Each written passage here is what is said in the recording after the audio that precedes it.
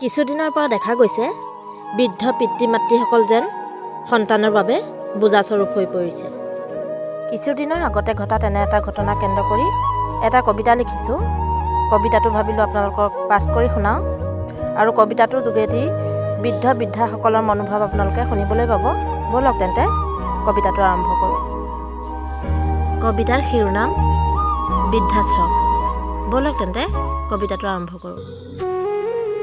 বোপাই অ' এনেকৈ গতিয়াই নিদিবি উলিয়াই, তোৰ জন্মৰ সময়ত লোৱা এনাস্থেচিয়াৰ খোজটোৱে আজিও মোৰ বৰকৈ বিষায়।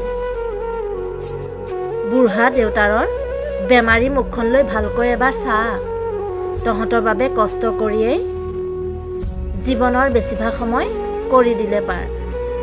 চাইকেলৰ মুঠি ধৰি ধৰিয়েই তহঁতৰ পুৰালে অভাৱ। ভবাই নাছিলোঁ জান বৃদ্ধকালত আমাৰ হ'ব এনে বিলাই। নিজৰ সুখকো নেওচি খোৱা বোৱা এৰি ধৰিছিলোঁ তহঁতৰ আবদাৰ। বৃদ্ধ হ'লো বুলিয়েই ঘৰৰ চুকটোতো নহ'বনে আমালৈ অলপ ঠাই। ধুনুক থানাক খোজ দিওঁতে হামখুৰি খাই পৰ বুলি নিদিছিলোঁ হাতৰ পৰা এৰি। ডাঙৰ হোৱাৰ লগে লগে তহঁতৰ বাবে আমি আজি যে হ'লোৱে লাগি। হাজিৰা কৰি হ'লেও তহঁতক ভোকত নৰখাকৈ যে কৰিছিলোঁ প্ৰতিপাল।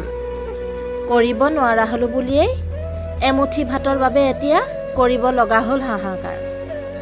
নিজৰ পঢ়া শুনা নাথাকিলেও ভাবিছিলোঁ তহঁতকেই মানুহ কৰোঁ, সেই বুলি ভাবিয়েই ভাল স্কুল চাই নাম লগাই দিলোঁ।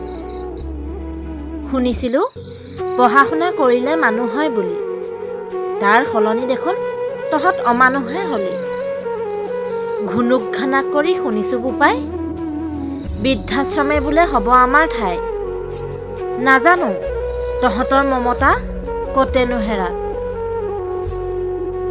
মনতে ভাবোঁ হয়তো কিবা কৰিছিলোঁ পাপ, নহ'লে জানো তহঁতৰ দৰে কুলাংগাৰৰ হওঁ দেউতাক মাক।